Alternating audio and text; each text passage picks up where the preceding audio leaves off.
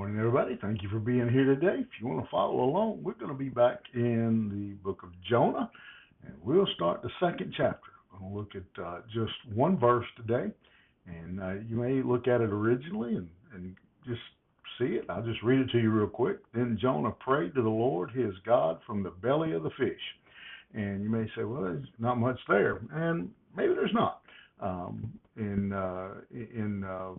Compared to some other passages, but I do believe there's something that should definitely catch our eye and cause us to look. I want you to think about where Jonah has been so far.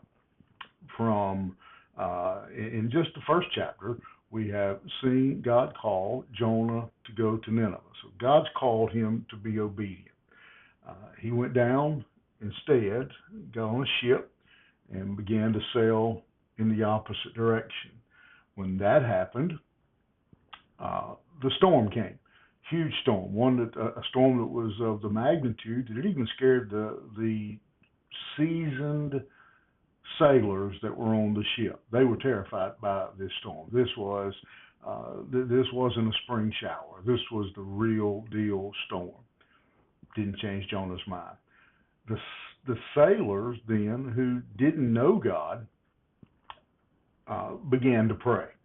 They began to call out to God, whatever God they served. That didn't sway Jonah. They criticized Jonah. They asked Jonah, what in the world, why would you do this to us? When Jonah finally fessed up, why did you do this to us? Jonah still doesn't change. To the point where Jonah is willing to say, just throw me overboard. Rather than me go to Nineveh, just throw me overboard.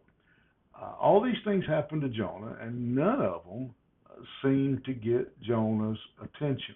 None of them got Jonah to go to Nineveh, to admit his disobedience and do what God had called him to do. But chapter 2 opens with one little word, then.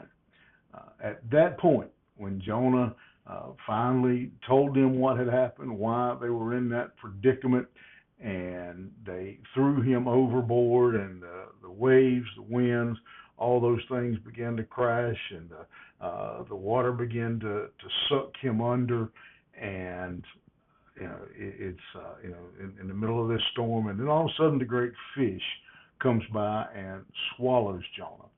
And at that point, then Jonah prayed to the Lord.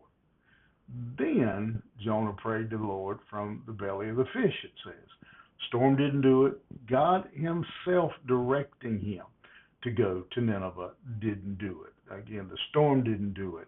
The sailors didn't do it. Nothing changed Jonah's stubborn mind. Nothing got through to him. And unfortunately, it took him getting to the point where I'm sure, like anyone would, as he is in the sea, the storm-tossed sea, and he's going under, and he knows that I'm about to drown. This is it. But the fish comes along and swallows. Even in that place, even going under, Jonah doesn't confess, doesn't admit, doesn't turn. Only when the fish swallowed him up, when he pretty well, I guess you could, I don't know if you call that rock bottom in the belly of the fish, but when he got to that point, finally Jonah prays. And unfortunately, many times, even those who claim to be God's people, followers of God, we won't be obedient. We won't do what God is leading us to do. We won't get right with God until we find ourselves in such a situation that there's no other hope. I suppose that Jonah, the Bible doesn't tell us. I'm going to have to guess that as Jonah was going under, as the waves were swallowing him up, maybe he thought, well, this will soon be over. I'm going to drown, and this will be over, and I don't have to worry about it anymore. But when the fish swallows him, and he's sitting there in the belly of that fish, Now he's not drowning. He's not dying.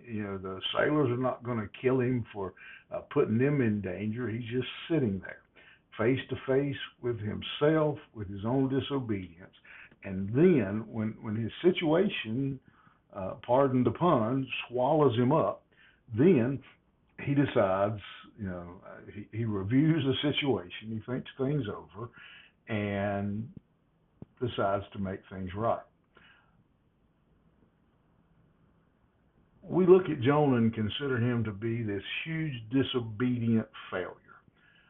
But I would challenge each one this morning to stop and think for a moment. Has there ever been a time when God had to get our attention, when we weren't being obedient? He may have not sent a fish to swallow you, but he sent circumstances or situations or issues, problems that were so big that you had nowhere else to turn. You didn't know what else to do. And finally, those circumstances bring us to a place where we would repent and pray. And so this morning, again, just a short verse, but I'd like to leave you thinking about that verse and ask you, is there something that God is dealing with you? It may be going next door and witnessing to a neighbor. It may be giving a hungry person some food. It may be taking an assignment to work at some position in your church. Maybe making up, mending a relationship, a broken relationship with a family member or a friend. Is there something God is urging you, something God is convicting you of, and like Jonah, you're running just as hard as you possibly can in the wrong direction? Be sure of this. You may certainly find yourself praying, admitting your mistake, repenting from the belly of a fish. God knows what it will take to get us to turn. God knows exactly what he needs to do to get us to repent and to be obedient. Let's do our best this morning to analyze our life and look and say, is there something God's trying to get me to do? Maybe you said, no, I can't think of a thing. Good. God, help me to always be obedient, because God knows how to get those who are disobedient back on track. You think about it. You have a good day. We'll see you here next time.